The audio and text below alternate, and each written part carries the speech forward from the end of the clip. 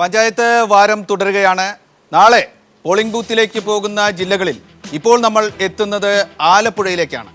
ഒട്ടേറെ പ്രത്യേകതകൾ ആലപ്പുഴയിലെ തെരഞ്ഞെടുപ്പിനും ഈ ദിവസങ്ങളിൽ രാഷ്ട്രീയ നിരീക്ഷകരും മാധ്യമങ്ങളും ഒക്കെ കൽപ്പിക്കുന്നുണ്ട്. ആലപ്പുഴയിലെ തെരഞ്ഞെടുപ്പ് ചിത്രം ഏതാണ്ട് ഇങ്ങനെയാണ്. ആലപ്പുഴയിൽ തദ്ദേശ ഭരണ സ്ഥാപനങ്ങൾ 91 3 തലങ്ങളിലായി ഉള്ളത്. 1565 വാർഡുകളിലാണ്, ഡിവിഷനുകളിലാണ് ഏറ്റുമുട്ടലുകൾ നടക്കുന്നത്. വോട്ടർമാർ 16,40,898 പേരാണ്. സ്ഥാനാർത്ഥികളായി മത്സര രംഗത്തുള്ളത് 5612 പേരാണ്. ഇതാണ് ആലപ്പുഴയിലെ ഒരു ചിത്രം. ആലപ്പുഴയിൽ കഴിഞ്ഞ തെരഞ്ഞെടുപ്പിൻ്റെ ഫലത്തിലേക്ക് നമ്മൾ ഓടിച്ചു നോക്കുകയാണെങ്കിൽ 5 മുനിസിപ്പാലിറ്റികൾ ഉള്ളതിൽ 4 UDF നേടുകയും 1 LDF ജയിക്കുകയും ചെയ്തു. ജില്ലാ പഞ്ചായത്തിൽ 23 ഡിവിഷനുകൾ ഉണ്ട്. 13 ഡിവിഷനുകൾ LDFും 10 ഡിവിഷനുകൾ UDFും നേടുകയാണ് ഉണ്ടായത്. ജില്ലാ പഞ്ചായത്തിൽ LDFിൻ്റെ ആധിപത്യം. ബ്ലോക്ക് പഞ്ചായത്ത് 12 ഡിവിഷനാണ് ഉള്ളത്. അത് 6 എന്ന നിലയ്ക്ക് ഇരു ചേരികളും പങ്കിടുകയാണ് ഉണ്ടായത്. ഗ്രാമപഞ്ചായത്തിൽ 73 ഗ്രാമപഞ്ചായത്തുകൾ ഉള്ളതിൽ 37 LDFും 36 UDFും പങ്കിട്ട് ഏതാണ്ട് തുല്യ നില ഉണ്ടായി. ഇവിടെയൊന്നും BJPയുടെ സാന്നിധ്യം ഇല്ല. ആലപ്പുഴയിലെ ജനപ്രതിനിധികളുടെ എണ്ണം ഇങ്ങനെയാണ്. വിവിധ മുന്നണികൾ പങ്കിട്ടിരിക്കുന്നത്.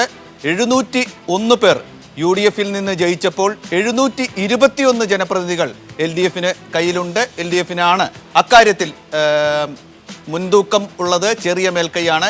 BJPക്ക് 44 ജനപ്രതിനിധികൾ ഉണ്ട്. മറ്റൊരു വിഷയത്തിലേക്ക് കൂടി, LDFിൻ്റെ സീറ്റ് ഷെയർ ഇങ്ങനെയാണ്. CPIM ആണ് മുന്നിലുള്ളത്. 569 ജനപ്രതിനിധികൾ അവർക്കുണ്ട്. CPIക്ക് 108, LDF സ്വതന്ത്രർ 33 പേർ ജയിച്ചിട്ടുണ്ട്. NCPക്ക് 4, RSPക്ക് 3, കോൺഗ്രസ് എസിന് 1, കേരള കോൺഗ്രസിന് 3. UDFിൻ്റെ സീറ്റ് പങ്കിടൽ ഇങ്ങനെയാണ്. കോൺഗ്രസിന് 625 സ്ഥാനങ്ങൾ, JSSന് 16, കേരള കോൺഗ്രസ് മാണിക്ക് 35. കഴിഞ്ഞ തെരഞ്ഞെടുപ്പ് നടന്നപ്പോഴത്തെ സ്ഥിതിയാണിത്. Muslim League 8, RSP 8, SJD 2, CMP 3, Kerala Congress Jacob 3, 3. ആലപ്പുഴയിലെ മുനിസിപ്പാലിറ്റികൾ, ഇപ്പോഴുള്ള മുനിസിപ്പാലിറ്റികളുടെ ചിത്രം ഇങ്ങനെയാണ്. ആലപ്പുഴ മുനിസിപ്പാലിറ്റി LDF ഭരിക്കുന്നു. ചേർത്തല, മാവേലിക്കര, ചെങ്ങന്നൂർ, കായംകുളം UDF ഭരിക്കുന്നു. പുതിയ മുനിസിപ്പാലിറ്റിയായി ഹരിപ്പാട് രംഗത്ത് വന്നിരിക്കുന്നു. പുതിയ മുനിസിപ്പാലിറ്റി ആലപ്പുഴയിലെ ഹരിപ്പാടാണ്. ആലപ്പുഴയിലും വിവിധ തരത്തിലുള്ള വിമതരുടെ സാന്നിധ്യം ഉണ്ട്. മുതുകുളം പഞ്ചായത്തിലെ 15-ൽ 13 വാർഡുകളിലും കോൺഗ്രസിന് വിമതരുടെ ഭീഷണി നേരിടുന്നുണ്ട്. ബുധനൂരിൽ 6 വാർഡുകളിൽ കേരള കോൺഗ്രസിനെതിരെ കോൺഗ്രസ് സ്ഥാനാർത്ഥികൾ മത്സരിക്കുന്നു. ഭിന്നത UDFിൽ തന്നെയാണ് അവിടെയും കാണുന്നത്. ചിങ്ങോലിയിൽ കേരള കോൺഗ്രസിനെതിരെ 9 കോൺഗ്രസ് സ്ഥാനാർത്ഥികൾ പകരം രംഗത്ത് അവിടെയും ഉണ്ട്. വയലാർ, തലവടി, മാന്നാർ, മാരാരിക്കുളം പഞ്ചായത്തുകളിലെ ഓരോ വാർഡുകളിൽ CPIM വിമതർ രംഗത്തുണ്ട്. ഇനി ചർച്ചയിലേക്ക് നമുക്ക് കടക്കാം. ആലപ്പുഴയ്ക്ക് ഈ പട്ടികയിലോ ചരിത്രത്തിലോ കാണാത്ത ഒരു രാഷ്ട്രീയ പ്രാധാന്യം കൂടി ഇവിടെ ഉണ്ട്. ഈ തെരഞ്ഞെടുപ്പിലെ പ്രധാന കഥാപാത്രങ്ങളിൽ ഒരാളായി മാറിക്കഴിഞ്ഞ രാഷ്ട്രീയ നേതാവ് ആയിക്കൊണ്ടിരിക്കുന്ന സാമുദായിക നേതാവ് ശ്രീ വെള്ളാപ്പള്ളി നടേശൻ്റെ തട്ടകം കൂടിയാണ് ആലപ്പുഴ. അദ്ദേഹത്തിൻ്റെ രാഷ്ട്രീയ രംഗപ്രവേശം ഉയർത്തുന്ന ആവേശം ഒരു വശത്ത്, പ്രശ്നങ്ങൾ മറുവശത്ത്, അതിൻ്റെ ഒരു കണക്കെടുപ്പ് ആലപ്പുഴയിൽ നടക്കുന്നു എന്നതുകൂടി ആലപ്പുഴയിലെ തെരഞ്ഞെടുപ്പിനെ പ്രധാനപ്പെട്ടതാക്കി മാറ്റുന്നു. പ്രകാശ് ബാബു, ആലപ്പുഴയിലെ കുറിച്ച് എന്തു പറയുന്നു? SNDPയുടെ ജനറൽ സെക്രട്ടറി എന്നുള്ള നിലയിൽ ശ്രീ വെള്ളാപ്പള്ളി നടേശൻ്റെ തട്ടകമാണ് നേരത്തെയും ആലപ്പുഴ. ഇപ്പോഴത്തെ തെരഞ്ഞെടുപ്പിൽ മാത്രമായിട്ട് അതിൻ്റെ പേരിൽ അവിടെ ഒരു പ്രത്യേകതയും ഉണ്ടാവാൻ പോകുന്നില്ല. ശ്രദ്ധിക്കാൻ പാടില്ലേ, ശ്രദ്ധാകേന്ദ്രമാകുന്ന അല്ല, അതുകൊണ്ടൊരു പ്രത്യേകതയൊന്നും ആലപ്പുഴയിൽ ഉണ്ടാകാൻ പോകുന്നില്ല. 2010 തദ്ദേശ സ്വയംഭരണ തെരഞ്ഞെടുപ്പിൽ ഉണ്ടായിരുന്നതിനേക്കാൾ വളരെ കൂടുതൽ മെച്ചപ്പെട്ട ഒരു സ്ഥിതിയിലേക്ക് ഇടതുപക്ഷ ജനാധിപത്യ മുന്നണി ഈ തെരഞ്ഞെടുപ്പിൻ്റെ റിസൾട്ട് കഴിയുമ്പോൾ എത്തിച്ചേരും. അത് ജില്ലാ പഞ്ചായത്തിൽ ഏറ്റവും നല്ല വിജയമായിരിക്കും. കഴിഞ്ഞ തവണത്തിൽ നിന്ന് വ്യത്യസ്തമായി മുനിസിപ്പാലിറ്റികളിലും അതുപോലെ മെച്ചപ്പെട്ട ഒരു കഴിഞ്ഞ തവണ ഒരു മുനിസിപ്പാലിറ്റിയെ കിട്ടിയുള്ളൂ. ഇത്തവണ അതിനേക്കാൾ മെച്ചപ്പെട്ട നിലയിലേക്ക് എത്തിച്ചേരും. ആലപ്പുഴ ജില്ലയിൽ എല്ലാവരും ഉറ്റുനോക്കിക്കൊണ്ടിരിക്കുകയാണ്. തീർച്ചയായിട്ടും ആലപ്പുഴ ജില്ലയിൽ ഇപ്പോൾ കണക്കുകൾ കാണുമ്പോൾ നമുക്ക് മനസ്സിലാവുന്നുണ്ട്, LDFും UDFും തമ്മിൽ ഒരു പഞ്ചായത്തിൻ്റെ വ്യത്യാസമേ ഉണ്ടായിട്ടുള്ളൂ കഴിഞ്ഞ തവണ. ഒറ്റ പഞ്ചായത്തിൻ്റെ അധികം LDF ഉണ്ടായിരുന്നു. അതിൽ നിന്നും വളരെ വ്യത്യസ്തമായിട്ട് വമ്പിച്ചൊരു മുന്നേറ്റമൊന്നും LDFന് ഉണ്ടാക്കാൻ പറ്റുമെന്ന് എനിക്ക് തോന്നുന്നില്ല. ഒന്ന്, അതിനുശേഷം നടന്ന തെരഞ്ഞെടുപ്പുകളിൽ നിയമസഭയിലും പാർലമെൻറ്റിലും UDF വലിയ മേൻകൈ നേടുക ചെയ്തത്. UDFിൽ നല്ല ഭൂരിപക്ഷം കിട്ടി, പാർലമെൻറ്റിൽ നല്ല ഭൂരിപക്ഷം കിട്ടി, അസംബ്ലിയിലും കിട്ടി. അപ്പം അതിൻ്റെ തുടർച്ചയായിരിക്കും വാസ്തവത്തിൽ നടക്കാൻ പോകുന്ന പഞ്ചായത്ത് ഇലക്ഷൻ. കഴിഞ്ഞ തെരഞ്ഞെടുപ്പിലെ ചിത്രമായിരിക്കില്ല. കാരണം അതിനുശേഷം നടന്നിട്ടുള്ള സംഭവങ്ങൾ ഓരോന്നും എടുത്ത് നോക്കിക്കഴിഞ്ഞാൽ ഓരോ തവണയും LDFിൻ്റെ റാങ്ക് ആൻഡ് ഫയൽ അവർ സമ്മർദ്ദത്തിലാണ്. ഇപ്പോൾ നമ്മൾ CPMൻ്റെ സംസ്ഥാന സമ്മേളനം ആലപ്പുഴയിൽ നടന്നു. ആലപ്പുഴയിലെ പ്രശ്നങ്ങളൊക്കെ പരിഹരിക്കാൻ വേണ്ടി അവിടെ വെച്ചിട്ടുണ്ടാവുക. പക്ഷെ അത് തന്നെ ഒരു പ്രശ്നമായിട്ട് മാറി. അവിടെ ഒന്നും VS അച്യുതാനന്ദൻ ഇറങ്ങിപ്പോന്നു, അദ്ദേഹത്തെ വിളിക്കാൻ പോയില്ല, അതൊക്കെ വേറെ വിഷയങ്ങൾ. അപ്പോൾ അതുകൊണ്ട് ഞങ്ങളുടെ പാർട്ടിയിൽ നിന്ന് ഒരു മെമ്പറും വിട്ടുപോയിട്ടില്ല എന്നൊക്കെ പറയാം. നിയമസഭാ തെരഞ്ഞെടുപ്പിൽ എങ്ങനെയാണ് LDF തോറ്റത്? അതെനിക്ക് മനസ്സിലായിട്ടില്ല. ഏതാ നിയമസഭാ തെരഞ്ഞെടുപ്പിൽ UDF മേൽക്കൈ നേടി പാർലമെന്റിൽ ഇപ്പോൾ ഈ സംസ്ഥാന സമ്മേളനം കഴിഞ്ഞതിന് ശേഷം ഒരു പാർട്ടി മെമ്പർമാരും ഞങ്ങളുടെ നിന്ന് പോയിട്ടില്ല എന്നൊക്കെ പറയാം. പക്ഷേ ആലപ്പുഴയുടെ ഒരു സൈക്കിയുണ്ട്. ആ ആലപ്പുഴയുടെ സൈക്കിക്ക് ഗൗരവമായിട്ടുള്ള ഇടതുപക്ഷ സൈക്കിക്ക് പരിക്ക് പറ്റിയിട്ടുണ്ട്. അതിൻ്റെ പ്രതിഫലനം ഈ തെരഞ്ഞെടുപ്പിൽ ഉണ്ടാകാം. ഒന്ന്. രണ്ടാമത്തെ വിഷയം, ഇപ്പം SNDP വിശദാംശങ്ങളിലേക്ക് നമുക്ക് പോകണം. അല്ല, വിശദാംശങ്ങളിൽ SNDP നിങ്ങൾ ചോദിച്ചതുകൊണ്ട് SNDPയുടെ കാര്യത്തിൽ എന്താ, SNDP എന്താ എല്ലാ കാലത്തും CPMനെ പിന്താങ്ങിയിട്ടുണ്ടോ? SNDPയുടെ നേതാക്കന്മാരെല്ലാം CPMകാരായിരുന്നു എന്നൊക്കെയുള്ള മറുചോദ്യങ്ങൾക്ക് ധാരാളം പ്രസക്തിയുണ്ട്. പക്ഷേ SNDP എന്ന് പറയുന്നത് ഞാൻ നേരത്തെ പറഞ്ഞ ആലപ്പുഴ സൈക്കിയിലെ ഒരു അദൃശ്യ ഘടകമാണ്. ആ അദൃശ്യ ഘടകവും ഇത്തവണ എതിരായിരിക്കുകയാണ്. ആ രണ്ട് ഘടകങ്ങൾ ഇപ്പോൾ VS വളരെ വാശിയോടുകൂടി അപ്പുറത്തുണ്ട്, പിന്നെ CPMന് വേണ്ടി ഉണ്ട്.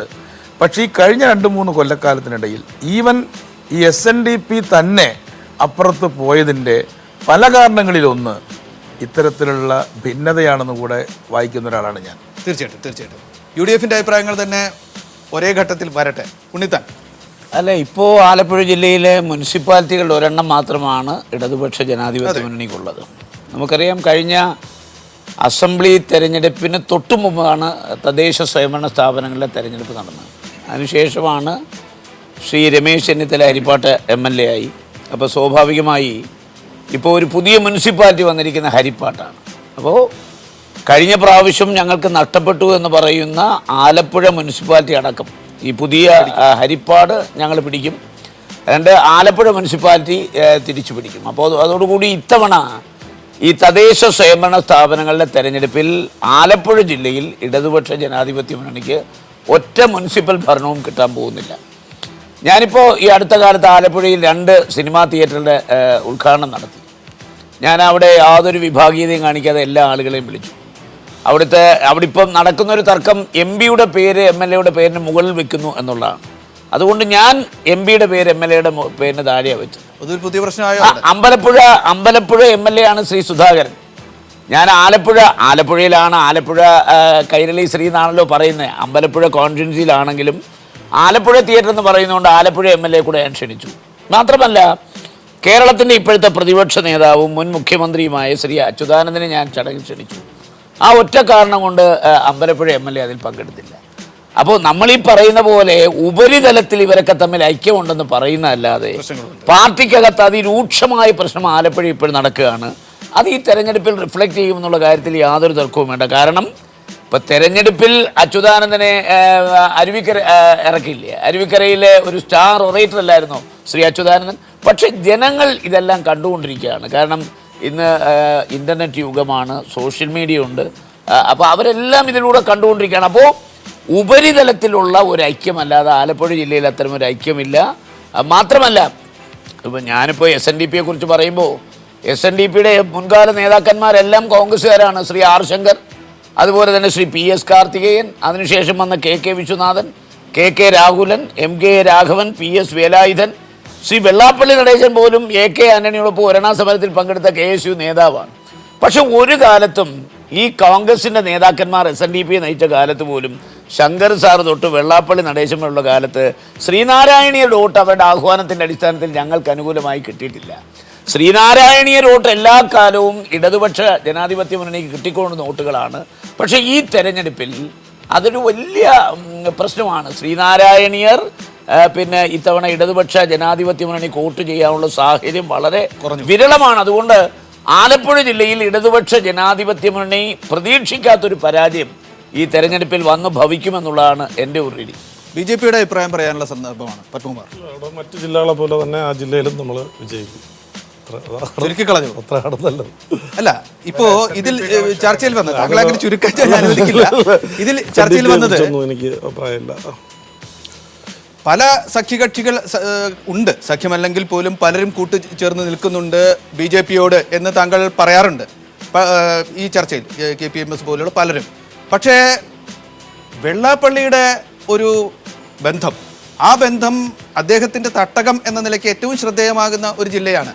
അവിടുത്തെ വിജയപ്രതീക്ഷകൾ ഒറ്റവാക്യത്തിൽ ഒതുക്കുന്നത് എന്തുകൊണ്ടാണ്? അല്ല, അതുകൊണ്ട് തന്നെയാണ് ഞങ്ങൾക്ക് അവിടെ നല്ല പ്രതീക്ഷയുണ്ട്. മറ്റു ജില്ലകളിലെ പോലെ തന്നെ SNDPക്ക് ഒരു ജില്ലയിൽ മാത്രമല്ല, എല്ലായിടത്തും ബന്ധമുണ്ടല്ലോ.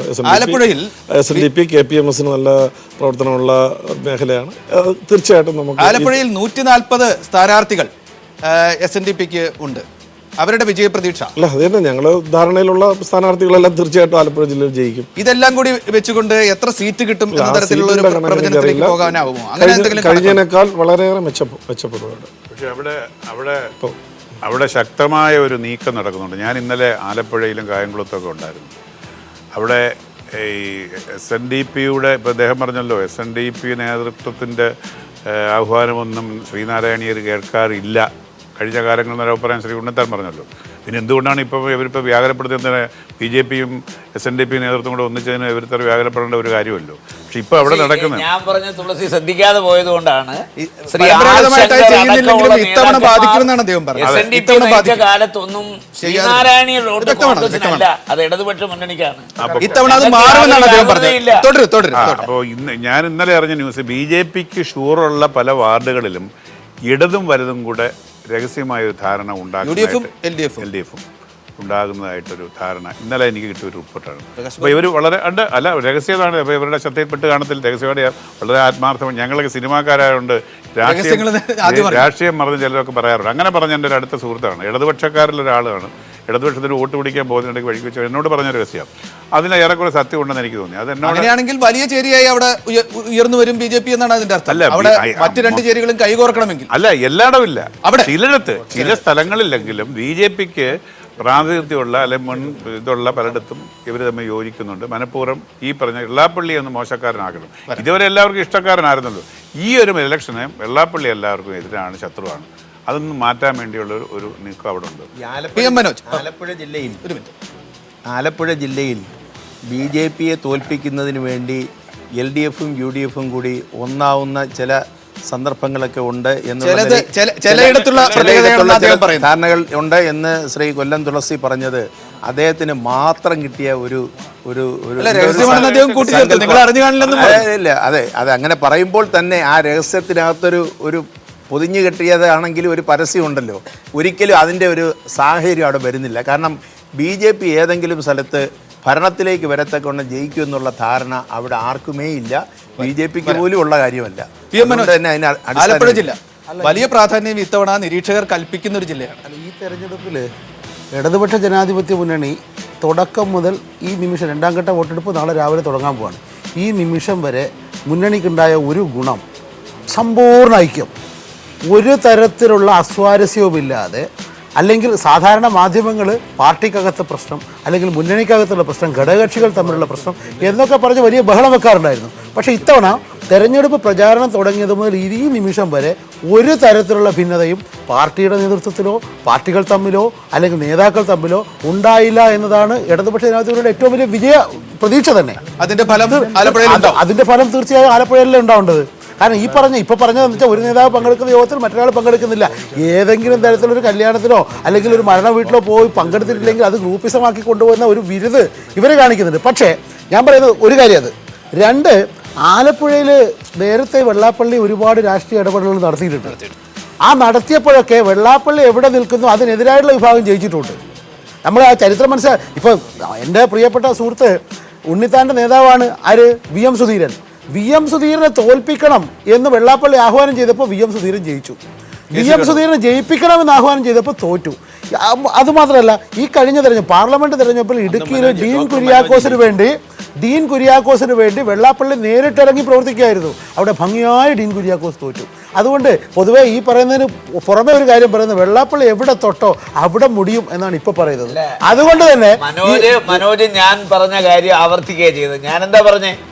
ഞാൻ പറഞ്ഞത് ശ്രീനാരായണിയുടെ വോട്ട് ഒരിക്കലും കോൺഗ്രസിനില്ല.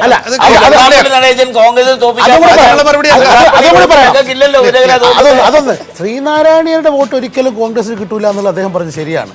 കാരണം ശ്രീനാരായണിയർക്ക് എങ്ങനെ ഈ കോൺഗ്രസിന്റെ ആദർശങ്ങളോട് പൊരുത്തപ്പെട്ടു പോകാൻ കഴിയുക? അതുകൊണ്ടാണ് കമ്മ്യൂണിസ്റ്റ് പാർട്ടിക്ക് ശ്രീനാരായണ വോട്ട് കിട്ടുന്നത്. അത് ഒരു ഘട്ടത്തിലും ഈ നേതൃത്വം ഒരു ഘട്ടത്തിലും അതായത് ശ്രീനാരായണിയുടെ വളരെ വിനയപൂർവ്വം പറയാം, 5 വർഷക്കാലം അച്യുതാനന്ദൻ കേരളത്തിന്റെ മുഖ്യമന്ത്രി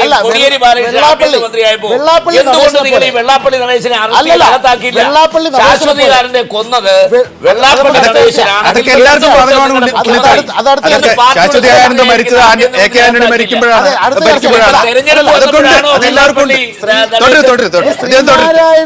നയിക്കുന്ന ആളാണ് വെള്ളാപ്പള്ളി നടേശനെന്നും അദ്ദേഹം പറയുന്നിടത്താണ് ശ്രീനാരായണിയുടെ വോട്ട് പോവുക എന്നുമുള്ള മിഥ്യാധാരണ എന്റെ സുഹൃത്തിന്റെ അടക്കം ഉണ്ടാവും തോന്നില്ല.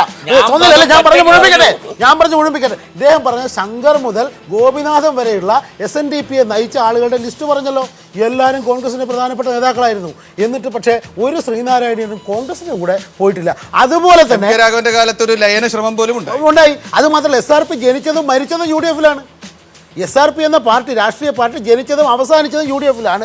അതുകൊണ്ട് ശ്രീനാരായണീയർ ഇവർ വിചാരിക്കുന്നിടത്തോ വോട്ട് കുത്തില്ല എന്ന യാഥാർത്ഥ്യം, ചരിത്ര യാഥാർത്ഥ്യം നമ്മുടെ മുന്നിലുണ്ട്. ഇപ്പൊ നമ്മൾ സങ്കല്പിക്കുകയാണ് പക്ഷെ ആഹ്ലാദിക്കുന്നത് എന്താ? ഇടതുപക്ഷ ജനാധിപത്യ മുന്നണി തോൽക്കും. എന്തിന്? വെള്ളാപ്പള്ളി നടേശന്റെ കൂടെ ശ്രീനാരായണന്റെ വോട്ട് BJP കൊണ്ട് കുത്തിയിട്ട്. അപ്പൊ അങ്ങനെ ഒരു ഇത് എന്തൊരു ദുഷ്ടതയാണ്.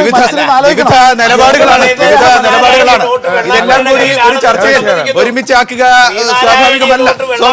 ജോൺ കൈ കാണിക്കുന്നു. എന്താണ് ജോൺ കൂട്ടിച്ചേർക്കുന്നത്? ചന്ദ്രശേഖരൻ, പുതിയ പ്രശ്നമാണോ? അല്ല, പുതിയ പ്രശ്നം എന്ന് പറഞ്ഞാല് ഇതില് ഉണ്ണിത്താൻ പറഞ്ഞത് ഫാക്റ്റാണ്. ഞാൻ നേരത്തെ പറഞ്ഞതിൽ കുറച്ചും കൂടെ ആഴത്തിലൊരു കാര്യം ഞാൻ പറഞ്ഞതാണ്. ആലപ്പുഴയുടെ പൊളിറ്റിക്കൽ സഖി അത് ഹർട്ടാണ്. അതിന് പരിക്ക് പറ്റിയിട്ടുണ്ട്. ആ പരിക്ക് ഇന്ന് വെള്ളാപ്പള്ളി മാത്രമല്ല, അച്യുതാനന്ദനെ പുന്നപ്പറയിലെ സമ്മേളനത്തിൽ നിന്ന് ഇറക്കി വിട്ട പറഞ്ഞതാണ്. അതിന്റെ തുടർച്ചയാണ്. അതിനാണ് അദ്ദേഹം പറഞ്ഞത് ഐക്യമാണെന്ന്. ഐക്യം മുകളിലാണ്. പക്ഷേ ആ നിലപാടിൽ ഏറ്റുമുട്ടുമ്പോൾ നമ്മൾ കാണേണ്ട ഫാക്ട് എന്താണ്? CPM പരിഭ്രാന്തരായിരിക്കുന്നു മൊത്തത്തില്. അതായത് ഇപ്പൊ SRP ഉണ്ടായ കാലം നമുക്കെല്ലാം ഓർമ്മയുണ്ട്. ഞങ്ങളൊക്കെ അന്ന് വിദ്യാർത്ഥി നേതാക്കളാണ്. ചന്ദ്രശേഖരനുണ്ട്. അപ്പൊ അന്നുണ്ടായ പരിഭ്രാന്തിയുമായി തട്ടിച്ചു നോക്കി. അന്ന് പരിഭ്രാന്തിയൊന്നുമില്ല. അന്ന് ഉപയോഗിച്ചൊരു വാക്ക് എനിക്കിപ്പോഴും ഓർമ്മയുണ്ട്. SRP ഇടതുപക്ഷ മുന്നണിയിൽ ചേരാം എന്ന ഒരു സ്റ്റേറ്റ്മെന്റ് വന്നു. അന്ന് CPM-ന്റെ സംസ്ഥാന സെക്രട്ടേറിയറ്റിന്റെ സ്റ്റേറ്റ്മെന്റ് 8 കോളത്തിലാണ് ദേശാഭിമാനി ഫ്രണ്ടിലടിച്ചത്. ആർക്കും കയറി ഇറങ്ങാനുള്ള തൊഴുത്തല്ല ഇടതുപക്ഷ ജനാധിപത്യ മുന്നണി എന്നായിരുന്നു ആ 8 കോളം വാർത്ത. എന്ന് പറഞ്ഞാൽ SRP ഒരു പ്രശ്നമല്ല എന്ന് പറയാനും SRPയുടെ ഒരു നേതാവിനെയും കടന്നാക്രമിക്കാതിരിക്കാനും ഉള്ള യുക്തി അന്ന് ഇടതുപക്ഷ ജനാധിപത്യ മുന്നണി കാണിച്ചിരുന്നു. ഇന്നതല്ല. ഇന്ന് ആകെ പരിഭ്രാന്തിയാണ്. ഇപ്പോൾ ശാശ്വതകാന്ത പ്രശ്നത്തിലേക്ക് വരാം. ശാശ്വതകാന്ത പ്രശ്നത്തിൽ എന്തൊരു വാശിയോടുകൂടിയാണ് പ്രതിയെ നിശ്ചയിക്കുന്നത്, അല്ലെങ്കിൽ കുറ്റവാളിയെ നിശ്ചയിക്കുന്നത്. അച്യുതാനന്ദനെ VS-നെ സംബന്ധിച്ചിടത്തോളം അദ്ദേഹത്തിൻ്റെ ഒരു ഘട്ടത്തിലുള്ള പരാജയത്തിന് ശേഷം അദ്ദേഹത്തിന് വളരെയധികം ഉപദേശങ്ങൾ കൊടുത്ത ഒരാളാണ് ശാശ്വതകാനന്ദ എന്നുള്ളത്. ശാശ്വതകാനന്ദയുമായി വളരെ അടുപ്പമുള്ള ഒരാളെന്നുള്ള എനിക്കറിയാം. അദ്ദേഹത്തിന് ഏറ്റവും അടുപ്പമുള്ള രാഷ്ട്രീയത്തിന് പുറത്തുള്ള വ്യക്തി ഒരുപക്ഷെ ശാശ്വതി ഗാന്ധിയായിരുന്നു. ഞാനതുമായി ബന്ധപ്പെട്ട പത്രപ്രവർത്തകരുടെ പേര് പറയണമെങ്കിൽ പിന്നീട് പറയാം. അതുകൊണ്ട് അദ്ദേഹത്തിൻ്റെ ഒരു സുഹൃത്ത് കൂടിയായിരുന്നു. ആ സുഹൃത്തായിട്ടുള്ള ശാശ്വതി ഗാന്ധി മരിച്ചിട്ട് AK ആന്റണി ഭരിക്കുമ്പോഴാണ് നടന്നത്, അന്വേഷണവും നടന്നു. അത് കഴിഞ്ഞ് അദ്ദേഹം മുഖ്യമന്ത്രി പദം ഏറ്റെടുത്താൽ ആദ്യം അദ്ദേഹം ചെയ്യേണ്ടിരുന്നത് തൻ്റെ സുഹൃത്തായ ശാശ്വതി ഗാന്ധിയുടെ മരണത്തെക്കുറിച്ച് അന്വേഷിക്കലായിരുന്നു. സുഹൃത്ത് അല്ലെങ്കിലും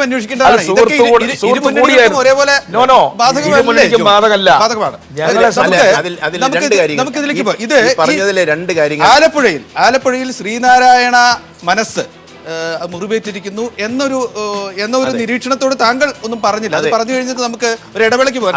അതുകൂടെ ചേർത്തുകൊണ്ടാണ് ഞാൻ പറയുന്നത്. ഒന്ന്, SNDPയുമായി ബന്ധപ്പെട്ട വിഷയത്തിൽ ഒരിക്കലും SNDPയുടെ നേതൃത്വം ഒരു നിലപാടെടുത്തു എന്നതിൻ്റെ പേരിൽ അതിലെ വിശ്വാസികളായിട്ടുള്ള അണികൾ ഇടതുപക്ഷ ജനാധിപത്യ മുന്നണിക്കെതിരായി ചിന്തിക്കും എന്നുള്ളൊരാശങ്കയേ ഞങ്ങൾക്കില്ല. ഒരു തെറ്റിദ്ധാരണയും വേണ്ട. രണ്ട്, ശാശ്വതി എന്ന സ്വാമിയുടെ മരണവുമായി ബന്ധപ്പെട്ട് ചില പുതിയ വെളിപ്പെടുത്തലുകൾ കേരളത്തിൽ വന്നു. അത് അന്വേഷിക്കണമെന്നേ ഞങ്ങൾ ആവശ്യപ്പെട്ടിട്ടുള്ളൂ.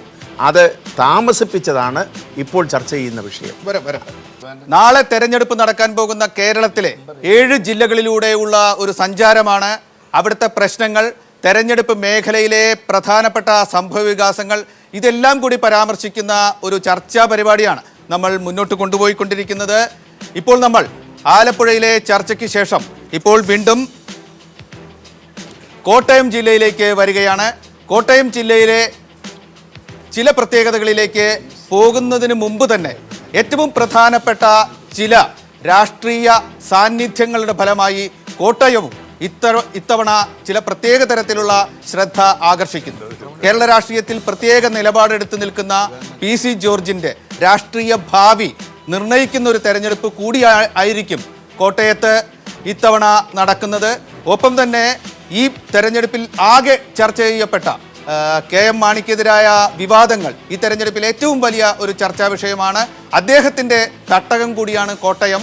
അദ്ദേഹത്തിനെതിരെ ഒരു നിലപാടെടുത്ത് മുന്നണിയിൽ രക്തസാക്ഷി പരിവേഷം ഒക്കെ അവകാശപ്പെട്ട് നിൽക്കുന്ന PC ജോർജ് രംഗത്ത് വന്നിരിക്കുന്നു, മുന്നണിക്കെതിരെ രംഗത്ത് വന്നിരിക്കുന്നു എന്നൊരു രാഷ്ട്രീയ പ്രാധാന്യം രണ്ടുപേരുടെയും നിർണായകമായ ഒരു രാഷ്ട്രീയ ഏറ്റുമുട്ടലിൻ്റെ കൂടി വേദിയാവുകയാണ് കോട്ടയം. കോട്ടയം ജില്ലയിലെ പൊതുചിത്രം ഇങ്ങനെയാണ്. തദ്ദേശ സ്ഥാപനങ്ങൾ 89, ആ 3 തലത്തിലും കൂടി വാർഡുകൾ, ഡിവിഷനുകൾ 1512, വോട്ടർമാർ 15,03,581. ഇതിൽ ഭിന്ന ലിംഗക്കാർ എന്ന് അവകാശപ്പെട്ടുകൊണ്ട് ഒരു പുതിയ പ്രവണതയാണ്. 3 പേർ രംഗത്തുണ്ട്, പുരുഷനും സ്ത്രീയുമല്ലാതെ. സ്ഥാനാർത്ഥികൾ 5399, പുരുഷ സ്ഥാനാർത്ഥികൾ 2812, ഏതാണ്ട് തുല്യം തന്നെ വനിതാ സ്ഥാനാർത്ഥികളുമുണ്ട് 2587 പേർ. ഇതാണ് കോട്ടയം ജില്ലയുടെ പൊതുചിത്രം. കോട്ടയം ജില്ലയിലെ 2010 കഴിഞ്ഞ തദ്ദേശ ഭരണ തെരഞ്ഞെടുപ്പിലെ രാഷ്ട്രീയ ചിത്രം ഇങ്ങനെയാണ്. 4 നഗരസഭയാണ് അന്ന് കോട്ടയത്ത് ഉണ്ടായിരുന്നത്. 3 UDF നേടുകയും 1 മുനിസിപ്പാലിറ്റി മാത്രം LDF കൈവരിക്കുകയും ചെയ്തു. ജില്ലാ പഞ്ചായത്തിൽ 23 ഡിവിഷനുകളാണുള്ളത്. 19-4 എന്ന നിലയ്ക്ക് UDF മേൽക്കൈ നേടുകയാണ് ഉണ്ടായത്. ബ്ലോക്ക് പഞ്ചായത്ത് 11 ഡിവിഷനുകൾ ആണ് ഉള്ളത്. 10-1 എന്ന നിലയ്ക്ക് UDF അവിടെ മൃഗീയമായ ഭൂരിപക്ഷം നേടുകയാണ് ഉണ്ടായത്. ഒപ്പം തന്നെ 73 ഗ്രാമപഞ്ചായത്തിൽ 60 UDF ആണ് വിജയിച്ചത്. 13 മാത്രമാണ് LDF വിജയിച്ചിരിക്കുന്നത്. കോട്ടയത്തെ സീറ്റ് ഇത്തരത്തിലാണ് ജനപ്രതിനിധികളുടെ നില ഉള്ളത്. UDF 925 പേരെ ജയിപ്പിച്ചുകൊണ്ട് ഒന്നാമത്തെ മുന്നണിയായി ജില്ലയിൽ മാറിയപ്പോൾ 349 പേരെ വിജയിപ്പിച്ച LDF രണ്ടാമതും എത്തി. BJP കഴിഞ്ഞ തെരഞ്ഞെടുപ്പിൽ 22 ജനപ്രതിനിധികളെയാണ് കോട്ടയം ജില്ലയിൽ വിജയിപ്പിച്ചത്. LDFിൻ്റെ സീറ്റ് ഷെയർ ഇങ്ങനെയാണ്. CPIM ആണ് LDFിലെ ഏറ്റവും ഉയർന്ന കക്ഷിയായി ഇവിടെ വന്നത്. 283 ജനപ്രതിനിധികൾ അവർക്കുണ്ടായിരുന്നു. CPIക്ക് 47, LDF സ്വതന്ത്രർ 10, NCP 2, RSP Congress S ഓരോരുത്തരെ വീതം. ഒപ്പം കേരള കോൺഗ്രസ് 5 പേരെയും LDFിൽ നിന്നുകൊണ്ട് വിജയിപ്പിച്ചു. കോൺഗ്രസ് ആണ് UDFിലെ ഏറ്റവും വലിയ രാഷ്ട്രീയ കക്ഷിയായി മാറിയത്. 537 പേരെ അവർ വിജയിപ്പിച്ചു. കേരള കോൺഗ്രസ് മാണി കോട്ടയത്തെ കോട്ടയത്തെ മറ്റൊരു പ്രമുഖ പാർട്ടി 367 ജനപ്രതിനിധികളെ വിജയിപ്പിച്ചു. JSS 2, Muslim League 14, RSP 8, Kerala Congress Jacob 3, Kerala Congress Pillai 1, UDF സ്വതന്ത്രർ 2. ഇങ്ങനെയാണ് ഇരു മുന്നണികളും സീറ്റുകൾ പങ്കിട്ടത്. ഇത്തരത്തിൽ ഉള്ള ഒരു തെരഞ്ഞെടുപ്പ് നടക്കുന്ന കോട്ടയമാണ് നമുക്ക് മുന്നിലുള്ളത്. ഇപ്പോഴത്തെ മുനിസിപ്പാലിറ്റികളുടെ എണ്ണത്തിൽ വന്നിരിക്കുന്ന ഒരു മാറ്റം കൂടി നമുക്ക് നോക്കാം. കോട്ടയം UDF ആണ് കോട്ടയം മുനിസിപ്പാലിറ്റി ഭരിച്ചിരുന്നത്. ചങ്ങനാശ്ശേരി UDFിൻ്റെ കയ്യിൽ തന്നെ, വൈക്കം LDFനായിരുന്നു. പാലാ മുനിസിപ്പാലിറ്റി UDFിന് തന്നെ. 2 പുതിയ മുനിസിപ്പാലിറ്റികൾ ഉണ്ടായിരിക്കുന്നു, ഈരാറ്റുപേട്ട, ഏറ്റുമാനൂർ. ഇവിടെയും വിമതരുടെ സാന്നിധ്യം പ്രശ്നങ്ങൾ ഉയർത്തുന്നുണ്ട്. കോട്ടയത്തും അതേ സ്ഥിതി തന്നെയാണ് ഉള്ളത്. പക്ഷേ മറ്റു പലയിടത്തു നിന്നും വ്യത്യസ്തമായി അത് ചില പ്രദേശങ്ങളിലേക്ക് മാറിയിട്ടുണ്ട്. ഉഴവൂർ, മരങ്ങാട്ടുപള്ളി, കങ്ങഴ പഞ്ചായത്തുകളിൽ കോൺഗ്രസ്, കേരള കോൺഗ്രസ് നേരിട്ട് മത്സരമാണ്. കേരള കോൺഗ്രസിൻ്റെ തട്ടകത്തിൽ കോൺഗ്രസുമായി നേരിട്ട് മത്സരം ഈ 3 പഞ്ചായത്തുകളിൽ നടക്കുന്നു. ഒപ്പം തന്നെ ചങ്ങനാശ്ശേരി നഗരസഭയിൽ ജോസി സെബാസ്റ്റ്യനെതിരെ കോൺഗ്രസ് റിബൽ രംഗത്ത് വന്നിരിക്കുന്നു. ഒപ്പം തന്നെ കേരള കോൺഗ്രസ് സ്ഥാനാർത്ഥിയും അവിടെ രംഗത്തുണ്ട്. കോട്ടയത്ത് നിന്ന് പശ്ചാത്തല വിവരങ്ങളുമായി മാധ്യമപ്രവർത്തകനായ CAM കരീം നമ്മളോടൊപ്പം ഇപ്പോൾ പങ്കുചേരുകയാണ് കോട്ടയം സ്റ്റുഡിയോയിൽ നിന്ന്. കോട്ടയത്തെ പശ്ചാത്തല ചിത്രങ്ങൾ ഞങ്ങൾ നൽകിക്കഴിഞ്ഞു. കോട്ടയം തെരഞ്ഞെടുപ്പിൽ ഇത്തവണ എന്ത് സംഭവിക്കും എന്നാണ് മാധ്യമ പ്രവർത്തകൻ എന്ന നിലയ്ക്ക് താങ്കൾ വിലയിരുത്തുന്നത്? കരീം. കോട്ടയം ഐക്യ ജനാധിപത്യ മുന്നണിയുടെ ശക്തി കേന്ദ്രമായാണ് അറിയപ്പെടുന്നതെങ്കിലും ഇത്തവണത്തെ മാറിയ രാഷ്ട്രീയ സാഹചര്യങ്ങൾ താങ്കൾ പറഞ്ഞതുപോലെ, 1 ബാർക്കോഴ വിവാദം, അതിലുണ്ടായ കോടതി വിധി, 2 കാർഷിക മേഖലയിലെ പ്രശ്നങ്ങൾ, റബ്ബർ വില ഇടിവ് മൂലം കർഷകർ അനുഭവിക്കുന്ന ദുരിതങ്ങൾ, UDFിൽ പാളയത്തിലെ പട, സീറ്റ് വിഭജനത്തിൽ ഐക്യ ജനാധിപത്യത്തിലുണ്ടായ പ്രശ്നങ്ങൾ, കേരള കോൺഗ്രസും തമ്മിലുള്ള നേർക്കുനേർ പോരാട്ടം, കേരള കോൺഗ്രസ് 3 പഞ്ചായത്തുകളിൽ പ്രത്യക്ഷമായും 7ഓളം പഞ്ചായത്തുകളിൽ ഭാഗികമായും നടത്തുന്ന സൗഹൃദ മത്സരം. അപ്പോൾ ഇത്രയും അവസരങ്ങൾ, ഈ സാഹചര്യങ്ങൾ ഇപ്പോഴത്തെ സാഹചര്യം അനുസരിച്ച് നോക്കുകയാണെങ്കിൽ കഴിഞ്ഞ തെരഞ്ഞെടുപ്പിനേക്കാൾ LDFന് നില മെച്ചപ്പെടുത്താവുന്ന ഒരു രാഷ്ട്രീയ സാഹചര്യമാണ് കോട്ടയത്തുള്ളത്. കരീം, അങ്ങനെയാണെങ്കിൽ തന്നെ തെരഞ്ഞെടുപ്പ് ഫലം കോൺഗ്രസ് ജില്ലയുടെ ആധിപത്യം UDFിൽ നിന്ന് മാറുന്ന വിധത്തിലുള്ള ഒരു പ്രകടനം LDFിൻ്റെ ഭാഗത്തു നിന്ന് ഉണ്ടാകുമോ? LDF പ്രകടനം മെച്ചപ്പെടുത്തി രണ്ടാമത്തെ രാഷ്ട്രീയ ചേരിയായി തന്നെ തുടരുന്ന സാഹചര്യമാണോ അവിടെയുള്ളത്? കാരണം ഒരു ഉദാഹരണമായിട്ട് പറഞ്ഞാൽ 2005 ജില്ലാ പഞ്ചായത്തിൻ്റെ ഭരണം ഒരു മെച്ചപ്പെട്ട നില LDFന് കോട്ടയം ജില്ലയിലുണ്ടായത്. 2005 തെരഞ്ഞെടുപ്പിൽ അന്ന് 2005 36 സീറ്റുകളാണ് LDFനുണ്ടായിരുന്നത്. ഗ്രാമപഞ്ചായത്ത് 36 ഗ്രാമപഞ്ചായത്തുകൾ ഭരണം LDFന് ലഭിച്ചു. ബ്ലോക്ക് പഞ്ചായത്ത് 11-ൽ 6 എണ്ണം LDFന് ലഭിച്ചു. ജില്ലാ പഞ്ചായത്ത് ഭരണം LDF പിടിച്ചെടുക്കുകയും ചെയ്തു. അന്ന് കേരള കോൺഗ്രസ് ഒപ്പം ഉണ്ടായിരുന്നു. ഇപ്പോഴത്തെ ഒരു സാഹചര്യത്തിൽ കേരള കോൺഗ്രസിൻ്റെ ഒരു ഭാഗം സെക്കുലർ ആണെങ്കിലും PC ജോർജിൻ്റെ ഒരു സാന്നിധ്യം ഈ തവണ ഇടതുമുന്നണിക്കൊപ്പം ഉള്ളതുകൊണ്ട് തന്നെ ജില്ലാ പഞ്ചായത്തിൽ ഒരു ഭരണമാറ്റത്തിന് നമ്മൾ അത്ര പ്രതീക്ഷയില്ലെങ്കിൽ പോലും ഒരു സാധ്യത നമുക്ക് തള്ളിക്കളയാവുന്ന അല്ല.